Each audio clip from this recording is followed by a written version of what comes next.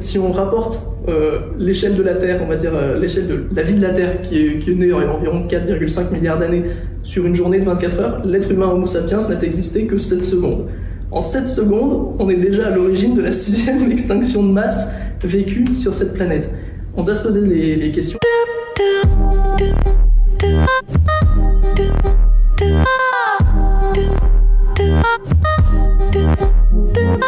C'est surtout la consommation d'énergie qu'il va falloir faire décroître. La consommation d'électricité en fait va augmenter dans la même veine que les scénarios de l'ADEME et les scénarios RTE qui montrent qu'en 2050 on va devoir avoir 40% en plus d'électricité utilisable. Donc vraie question, puis qu'est-ce que veut dire neutralité carbone aussi pour poser le terme du débat. Neutralité carbone, c'est d'avoir un bilan carbone neutre, donc autant d'émissions émises que d'émissions compensées. C'est vrai que on parle beaucoup par exemple des énergies, lesquelles choisir, etc.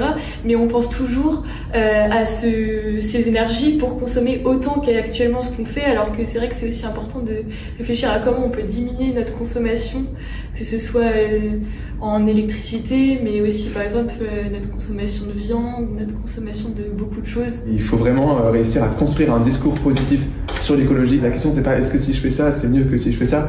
La chose à faire c'est agir maintenant et donc montrer aussi que voilà, la sobriété, le changement de nos pratiques, ça veut pas dire qu'on va être triste et qu'on va s'éclairer à bouger et pleurer.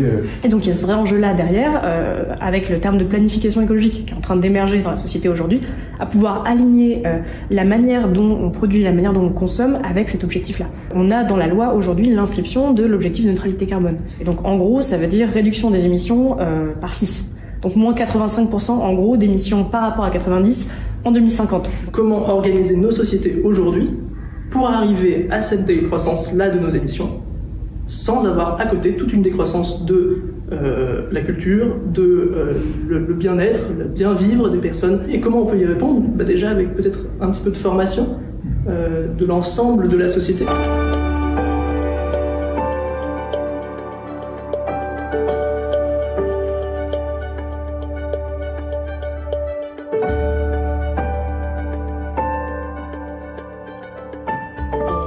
Aussi comment ça marche, c'est-à-dire que toute l'électricité est de l'énergie, mais toute l'énergie n'est pas de l'électricité. Tous les scénarios qu'on a montrent qu'il va falloir réduire progressivement dans le mix énergétique la part d'énergie fossile et augmenter dans le mix énergétique la part du mix électrique. Le mix électrique, ça va être la répartition des moyens qu'on a utilisés. Donc comment on a produit l'électricité qu'on consomme. Elle provient environ à 70%, d'après les chiffres de l'ADEME, aujourd'hui du nucléaire.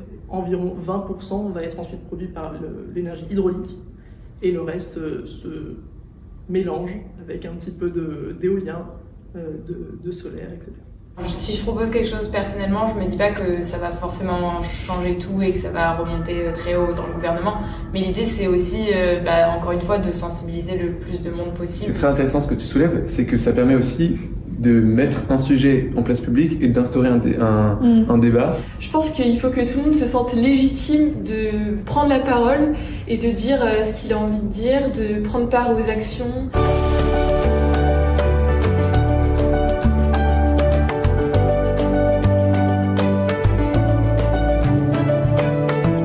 La consultation c'est important, mais il va falloir voir aussi comment c'est transformé après, parce que c'est la première étape d'un processus.